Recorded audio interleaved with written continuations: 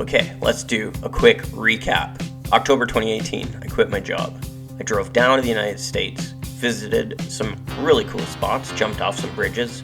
Then it got cold, so I went to Southeast Asia. Landed in Singapore, went through Indonesia, over to Malaysia with my buddy Tommy, down through Brunei, up to the Philippines, did some scuba diving there. Then it was Taiwan, South Korea, and China before finally coming back home. Then I drove down to Colorado, I jumped off some stuff, and also flew some stuff with some new friends. After meeting some cool people in Colorado, I went up to Moab, and my buddy Keith came down from Canada. We did some dirt biking. Then I went up to Denver, did some jumping, up to Wyoming, and then all the way across the US, down over to St. Louis, and then up through to Chicago to do some skydiving, over to Virginia, and then up through Washington, Philadelphia, New York, and also Cheers in Boston. After that, I flew a little bit of the coast along Maine, up through into New Brunswick, back in Canada, and then did a little inventory check in PEI and made sure that my van was ready to ship from this port in Halifax to Belgium. Then I made my way down to Switzerland, met up with Ty and Cody, did a bunch of rad flights. Then after that, I worked my way to Croatia through Italy and Slovenia. Over to Transylvania, did some riding there, down into Bulgaria. After Bulgaria, I went up the Yugoslavian coast through Montenegro and then picked up Jelena in Slovenia. We explored Slovenia, went over to Italy, to Venice, and then up through France, back through Switzerland. And right there is when I decided to do some more flights with Tamir and Steve-O. Then I went to Oktoberfest with Mitchie and up to Czech Republic and Prague, over to Poland, to Auschwitz, down through Slovakia, into Austria, up to Germany, and then back to Amsterdam. Then I ferried to the UK, did some jumps with Julian and Lewis, crashed my bike in Scotland a time or two, and then over to Northern Ireland where my van stayed with Billy and Elizabeth. I went back to Canada, and then over to Fiji, up to Vanuatu, and then over to Australia where I met some old friends. This is Sri Lanka. From Sri Lanka I went to Greece to visit my friend Spyros. After Greece it was Berlin, Denmark, and then this facility in Sweden. I was super nervous as to whether I was going to be able to get back to my van in Northern Ireland, but somehow I pulled it off. I'm back in my van after this coronavirus. I didn't even think I was going to get back here. Billy and Elizabeth, I can't even, it's hard to understand how generous they've been in taking care of this thing. And there they are. Billy was, look at this kind couple over here. And we got a couple of pooches down here. But these two have been just flawlessly amazing. Thank you so much, Billy. Well, we've enjoyed your company. You're welcome. Look, see how nice they are? Just so kind. So thanks to Billy and Elizabeth, I had a fully functioning van. I was back on the road. Thanks, folks. I worked my way up the East Coast. This is the actual port where the Titanic was built, in Belfast. And essentially, my goal was to try and find a place that I could spend up to a couple of months and more or less just lock down. So I would drive 15 to 20 minutes a day in search of a nice little, secluded spot. Do I want to stay by a castle? Do I want to steal this dog? Because, he was pretty cute and you could tell he wanted out. Was I going to be buried in the cemetery sometime? No, this one was abandoned, so instead I settled for taking some silly photo ops, But yeah, Glenarm was one of the towns I went through, Conshendon, Cushendall, Ballypatrick, Ballyvoy, and then ended up around this area. This is close to Ballycastle.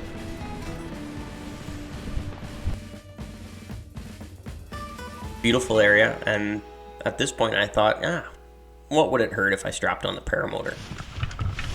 Weather conditions were good, and the scenery was amazing, so why not go for a little flight? There was nobody around, I wasn't harming anybody, so let's go.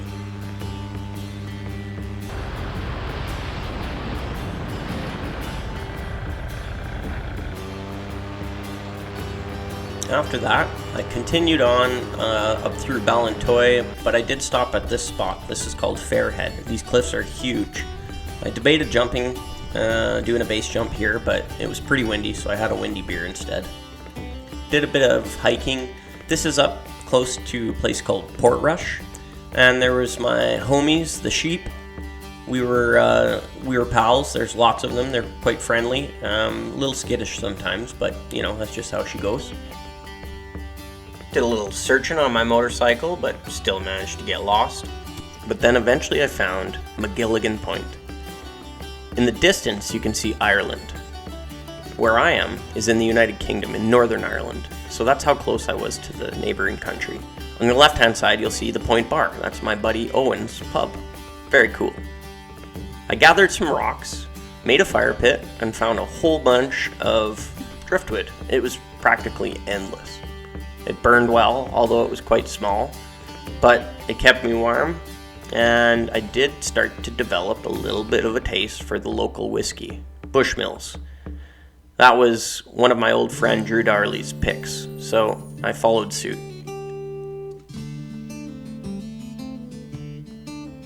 The nights were gorgeous, and I ended up having pretty darn good weather. The police came several times, just about 13 times. Boss, what about you? Not much, What's the crack? How come you're staying here? because I can't go anywhere from Canada, and van shipped over here last June, Uh-huh. and I was supposed to be in Spain right now. I was supposed to ship out of Cork on the 25th of March. So When I was flying, I met a guy named Craig. Going to get some breakfast. My buddy Craig is cooking me up an Ulster fry. And Craig, and I'm getting a gourmet meal made for me. This is Craig's van. Okay, so we're gonna go and meet this Jawa guy who came in. He is out there. Jawa was what I believe to be maybe a gypsy. The locals call them travelers, but he was a really interesting dude. So over here we got Charlene and Yawa. And they were very kind, and they hooked me up with some stuff that made me feel a little bit better. Yeah. The better man. This is the smile we have. You come to stay of mine some of these days. Yeah. And so I've got a place to go stay as a motorcycle mechanic. You can't go wrong, can you? I was really itching to fly, and so I asked the police what they thought about that. They had no issues. So during the days, I would kite sometimes. All this really does is helps out your kite handling skill. It aids you in launching, and even the best paramotor pilots will still do it for some practice. So if it was a little bit windy, that's what I would do. During the evenings, once the wind died down, I'd throw the paramotor together, and I'd go for a nice little flight. The launch area that was beside my van was fairly technical, but as long as the winds were blowing from the right direction, it was no issue. I spent a lot of time cruising the beaches, and the reason I was cruising the beaches is because the land right beside my van, all that green area there, is all military. I'm not allowed to fly over it. I did get caught in a cloud. It's not nearly as cool as you think it would be. And then it was time to do a little bit of motorcycling. I explored the area. This is called Gortmore, and this overlooks the area where I was camped. We have another good deed. This is Owen, and I would shake his hand.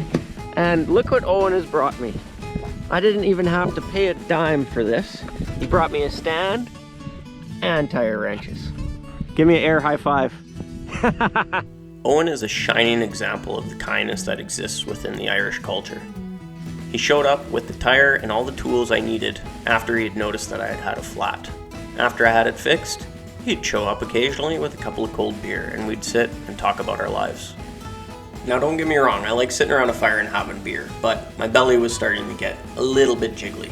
So even though I couldn't find any good mountain bike trails at first, I thought, who cares? Let's just go out, hit the asphalt, talk to some sheep, and explore the local area via mountain bike. I had sunny days, it was beautiful, but then I was longing for better trails, and I found them just below Benevena Mountain, which was only a few kilometers away. Trails were actually fairly technical. There was a couple of good little jumps and whatnot, and this was enough to keep me happy. Pretty rocky, pretty technical, and they still cause flat tires. Even though. Luckily, I always keep a spare tube in my backpack, and I was able to fix that in, 5 minutes maybe. But then I smashed my drone into a bunch of rocks, and I broke the arm off. So I cut the arm off of another drone, rewired it, epoxied it back together, and was able to get it flying. Okay, so just powered it on. Let's see if this thing goes. Let's see.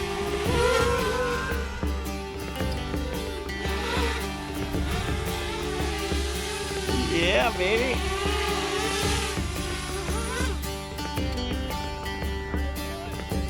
Then I met another really good dude, Brian. He brought me out an Irish breakfast and helped me out so much. Even got me a new front tire, and I met his family, Jack and Allie. There's Owen. I want to show you where I've been living for the last month and a half, or 2 months almost, actually.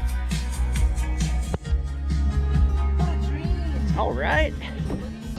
And so, because Owen, myself, and Brian were all motorcycle enthusiasts, we thought, why not organize a little group ride?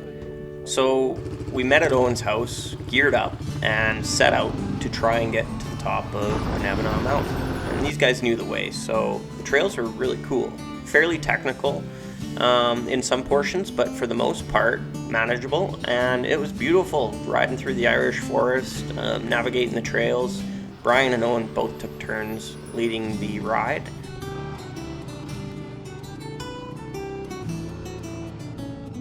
Of course, I didn't forget a few wobbly pops, so we had a couple of beer at the top of the mountain and enjoyed the view. It was so cool. And you can see in the far distance there, right there, that's where my van was. Brian took the lead from there, and we started working our way westward towards Limavady.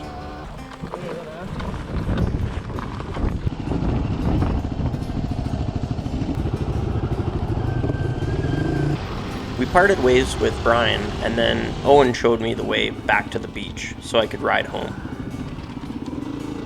Then I met these two ladies, Maggie and Eileen. They were both dog walkers and invited me out for a stroll. My rations were running out. It seemed like death was imminent. I did everything I could to stay alive.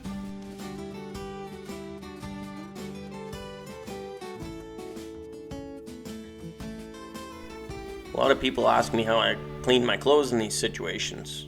All I would do is grab my bucket, fill it up with water and a bit of dish soap, hand wash it, and then hang it out to dry on my trusty clothes drying stick. Final stage is my drying machine. Oh yeah. I had reached the end of my stay at Magilligan, and because the COVID restrictions had been lifted, we were allowed to have up to 6 people outside for a fire, and that's exactly what we did. Owen, Brian, Maggie, Eileen, and Sugar all came over to say goodbye.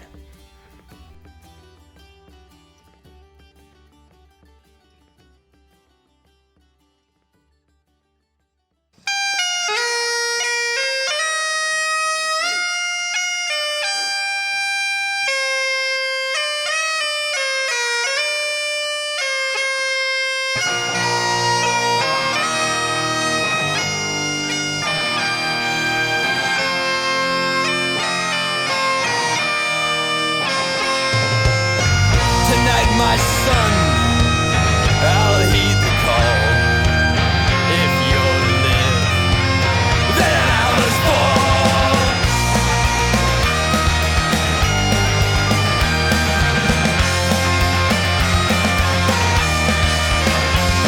Just give me one more moment, another walk out in the sun. One more day to find some justice with your shadow by my side. Cuff me, tie me, lock me down, 'cause I'll be back to go another round.